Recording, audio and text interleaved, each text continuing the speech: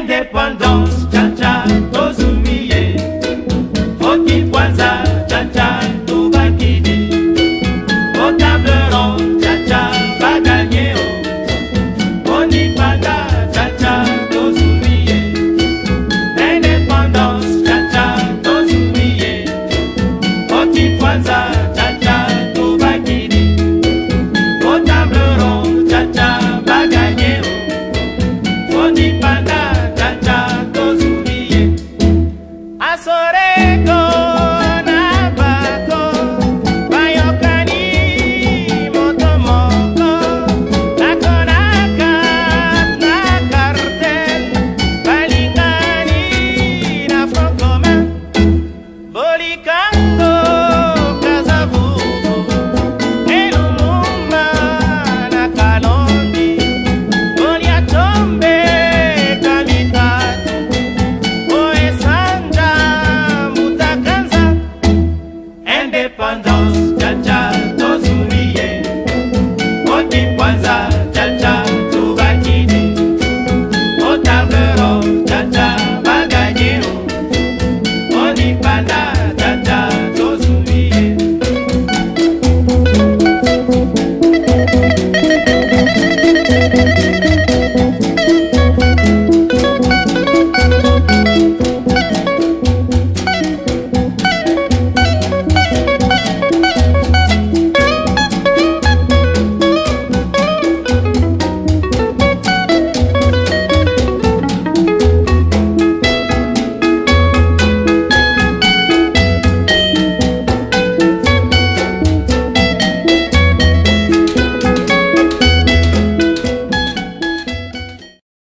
Manager of City of Glasgow College. Please give her a round of applause. And then joining her on stage is our only gentleman on the panel discussion. Please welcome to stage Sir Geoff Palmer, OBE, who's Professor Emeritus in the School of Life Sciences at Lodge University in Edinburgh, Scotland, and a human rights activist. Please give him a round of applause.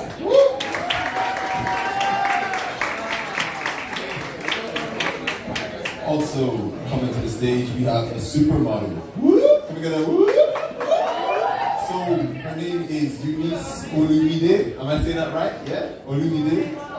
I'm Nigerian, so you know I said it right.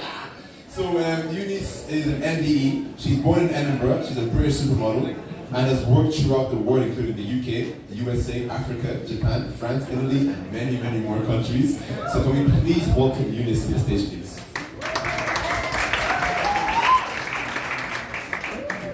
And last but not least, we have Pheona Matovou. Have I said that right, Pheona? Have I said that? No. I'm so sorry. How do I say your name? Sorry. Matovou. So next up we have Pheona Matovou, who is a co-founder and strategic director of Radiant and Bridal Community Interest Company. So can we please welcome Pheona to the stage, please? And just before the panel discussion starts, can we just ask that you all respect the conversation? So if your phone isn't already on silent, please put it on silent. And I know you might need to get up and go to the bathroom and stuff, but please do so quietly. Thank you.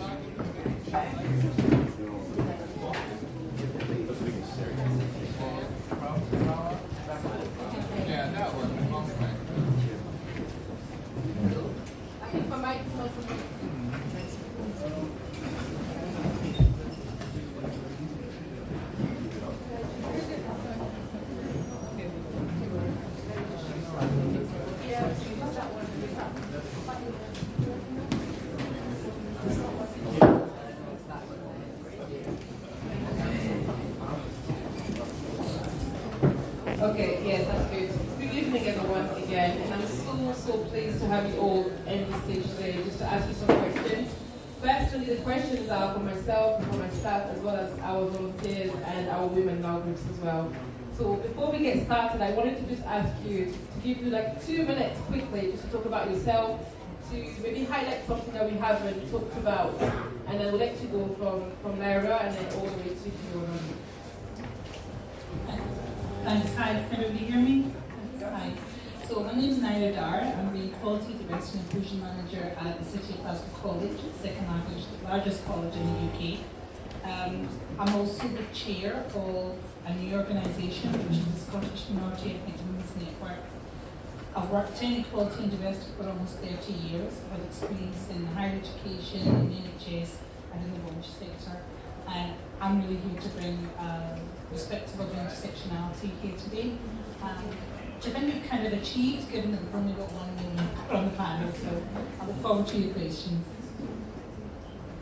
Well, thank you for asking me. My name is Geoff Palmer. My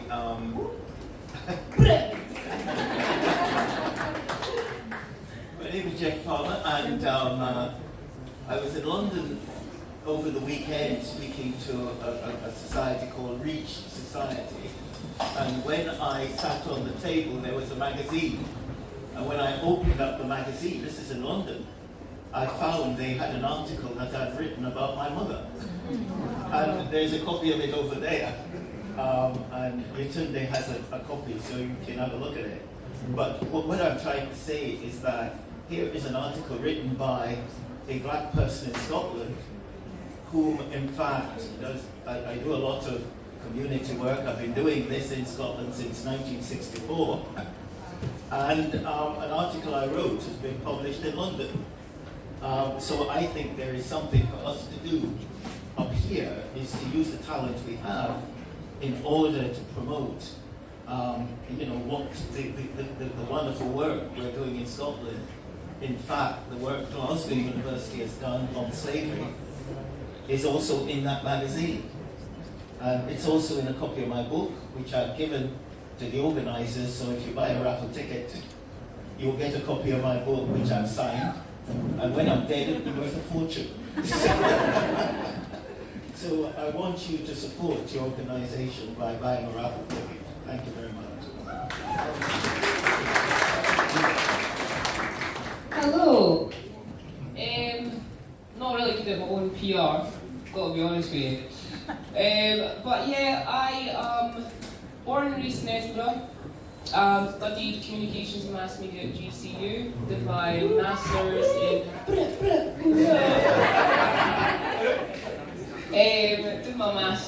in metaphysics, into physics, into psychology, into semiotics, psychoanalysis, looking at dominant discourses, and basically the way that since first book published to present date, how the media has completely changed our perception of reality and how it's used to kind of control the way that we think. I think a lot of people know me from working in fashion, doing movies like Alcab and Star Wars, and I also do broadcasting. I had my own show on BBC Radio 1, I had a show on BBC 1 Extra, and I just finished my show that's on BBC Radio 5 Live, which is called the Sister Collective. So it's 3 black women from across the UK talking about black female issues. And I do a lot of kind of like charity work across the UK, a lot of production. I've got a PR company, a magazine, art gallery. I think I should pass the mic. Hi everyone. So my name is Pheona Matovou, and I cannot tell you how delighted I am to be here. I've known Hamid for about 7 years. Yes, I'm going to embarrass you a bit. Oh my God. No, it's an absolute delight to see what you have achieved in this period of time when you set up Mbikudi. And for me, it's really important to acknowledge what you have done and your team, because it's not very easy to have an organization in the current environment and to set it up and actually keep it going. So really, I commend you and your team. Thank you for having us. And I'm also delighted to be on the panel with very distinguished people here. But I'll tell you a bit about myself. I have my team there as well, and my daughter Tiani. First time I've come with her to an event, but I thought I should bring her because I think we are at a time when we need to be aware and to educate ourselves and the young people about the importance of who we are here right now. So I set up Radiant and Brighter with my husband in 2012. We're a community interest company, and purpose the purpose of what we do is really to bring people with lived experiences to share their knowledge and expertise, but at the same time to bridge the gap between mainstream organizations and support and the minority ethnic communities. And if I go away before I say what the boss of community engagement in my office said, she's going to have a go at me. So I'll tell you, we do have a women's group that has reached over 180 women over the past 1.5 years. And our work is primarily to support women to have a space where they can speak. Because also I'm a Women's Enterprise Scotland Ambassador with Hamid. But also, we have just partnered with the Royal Bank of Scotland supporting people who want to start businesses. So if you just have an idea and you're a woman from the BMD community, please come to our sessions and learn, but also at the same time share your knowledge, because we do believe everyone has something to share. And lastly, I will say that it's a delight to be here, but more importantly, it's even more delightful to have such a multicultural event, because sometimes I go to multicultural events that are unicultural. Thank you. Thank you so much. That was amazing. Now I'll go straight to the hard question.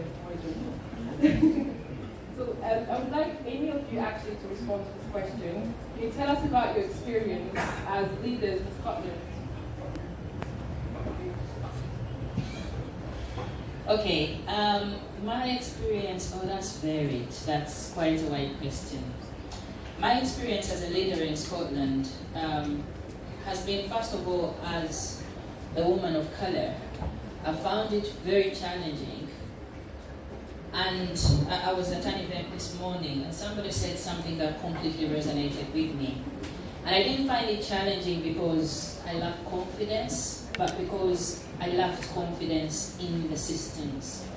And I find that coming up into leadership, you have so many stages and barriers and understanding that you have to come to understand the structural obstructions and barriers. What do I mean? When I first set up the organization and started to understand my journey of leadership, I was almost thrust into it because I'd come here with my family of 3 children and a husband when I became pregnant when I was in London, but then had the child, our last child here. And we found ourselves in a situation where we're not allowed to work or claim benefits or do anything for that matter due to immigration controls. And that was between 2007 and 2012. The Home Office went silent on us after a refusal. It's a long process. But coming from that perspective and starting to develop and grow and understand that my lived experience matters. Me as a person, I matter in this society. I have had to see people. I think one of our very first events, we invited Geoff Palmer. And I still need to see role models. I still need to see people that almost validate me in the Scottish society. And that's not because I am so needing, it's because it's a challenge to grow and develop as a leader when you cannot see other people and when the structures continuously obstruct you. Thank you. I just wanted to add to what you said. I'm born and brought up in Glasgow, second generation, and I still recognise some of the challenges that you're talking about. I find my experience of leadership has been very frustrating, and I'll tell you why. Because when, as somebody from a minority ethnic background or a person of colour becomes a leader, they somehow make you feel that you are unique, that you've somehow managed to become a leader despite everything that you do, rather than saying you are a leader because of where you come from. And quite often when we talk about minority ethnic communities in Scotland, we talk in the deficit, and we don't talk in the positive. And so when I've had my own journey, it's like, yes, but you're different. Yes, but you've done something because of you don't conform. And I'm like, no, I'm not where I am today because I chose to walk away from my culture and my background and my race. I can't, it's in my face, it's in my skin, I see it every morning. I've developed my leadership because of where I've come from. And I think that's one of the reasons that I wanted to set up the network, because I find that the narrative for BME women and BME people across Scotland is missing in the cultural diversity of Scotland. When we talk about cultural diversity, we talk about celebrations and we talk about deficits, but we don't talk about the contribution that the communities have made in Scotland. So leadership for me is everybody sitting in this room and being part of something. Leadership for me is when we talk collectively, like we met this morning in another meeting. Leadership for me is something that we need to absolutely define for ourselves. Because if we don't do that, if that narrative is not managed and recorded and accounted, our next generation will be exactly the same place that we are. Exactly. So that's where I take my stance on leadership.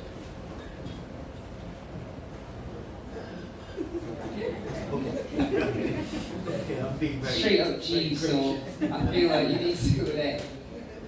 Well, leadership is about leading. It's about knowing what the people you're leading need. And that's what a leader does. You look behind and you see what the people you are leading need. And this is what I've tried to do. I mean, I came here on a banana boat, it's not a myth, in 1955. And I was classified as educationally subnormal in London in 1955. Now, the point is that I had a mother, and the mothers are very important because my mother could hardly read or write, but she came and knew what I need. She's a leader because she knew I needed 86 pounds to bring me here. So she worked from 1951 to 1955 to save 86 pounds. So I'm the product of what a woman did and 86 pounds.